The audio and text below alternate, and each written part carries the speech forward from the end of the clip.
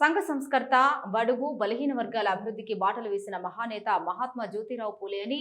ప్రభుత్వ whip Aleru MLA Beerla Ailayya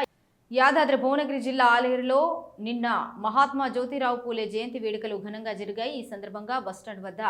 పూలే సావిత్రిబాయి విగ్రహాలకు MLA Beerla Ailayya రాష్ట్ర కార్పొరేషన్ చైర్మన్ బండ్రు శోభారాణితో కలిసి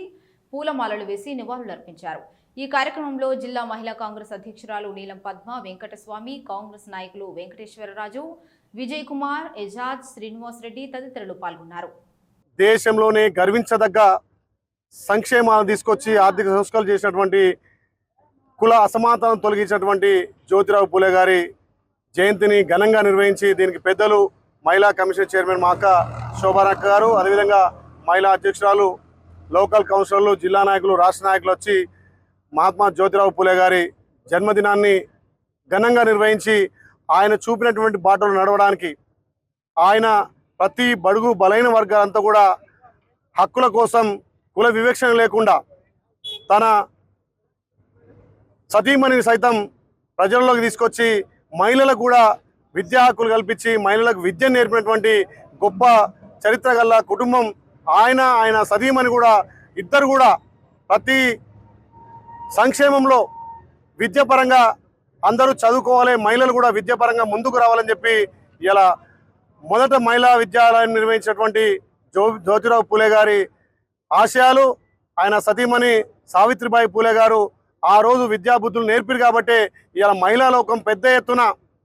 ఎర్ర బస్ నుంచి ఎయిర్ బస్ దాకా ఎదిగిరంటే వాళ్ళ ఆశయాలు నెరవేర్చినట్టే। కాబట్టి ఇంకా కూడా వాళ్ళ ఆశయాలు, వాళ్ళ ఉన్నటువంటి అన్ని కట్టుబాట్లలో కుల వివక్షణ లేకుండా అందరూ సమానత్వమే, భారతదేశంలో ప్రతి పౌరుడు కూడా భారతదేశంలో రాజ్యాంగంలో ఉన్నటువంటి హక్కులను సమానంగా పొందాలి, భారతదేశ సంపద కూడా బడుగు బలైన వర్గాలకు, నిమ్న జాతులకు చెందాలనే ఒక ఏకైక లక్ష్యంతో పూలే గారు చూపినటువంటి మార్గంలో భారతదేశమే కాదు తెలంగాణ ప్రజలు, మా గౌరవ ముఖ్యమంత్రి రేవంత్ రెడ్డి గారు కూడా బీసీలకు పెద్దపీట వేసి మొన్న భారతదేశంలోనే తెలంగాణ రోడ్ మోడల్గా కులగణన చేసి అందులో బీసీలకు పెద్దపీట వేసి 42% విద్యాపరంగా, ఉపాధి పరంగా, రాజకీయ పరంగా చేసినటువంటి భారతదేశంలో ఏకైక రాష్ట్రం మా గౌరవ ముఖ్యమంత్రి రేవంత్ రెడ్డి గారు। ఆ రేవంత్ రెడ్డి గారి ఆలోచన నిజంగా కూడా ఇవాళ మా గౌరవ ముఖ్యమంత్రి రేవంత్ రెడ్డి గారు స్థానిక ఎమ్మెల్యే బీర్ల ఐలయ్య గారి నాయకత్వంలో ఇవాళ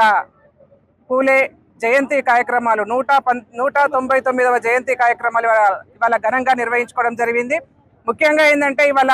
199 సంవత్సరాల తర్వాత కూడా మనం ఇవాళ పూలే గారిని స్మరించుకుంటున్నామంటే వారు చేసినటువంటి సేవలు బడుగు బలహీన వర్గాలకు ఏ విధంగా ఉన్నాయో మనం అర్థం చేసుకోవాలి। అంతేకాకుండా ఏంటంటే ఇందాక మా సోదరులు చెప్పినట్టుగా సావిత్రిబాయి పూలే అంటే మొట్టమొదటిసారిగా తన భార్యకు చదువు చెప్పి మొదటి మహిళా టీచర్గా వారిని ప్రోత్సహించి మహిళల్ని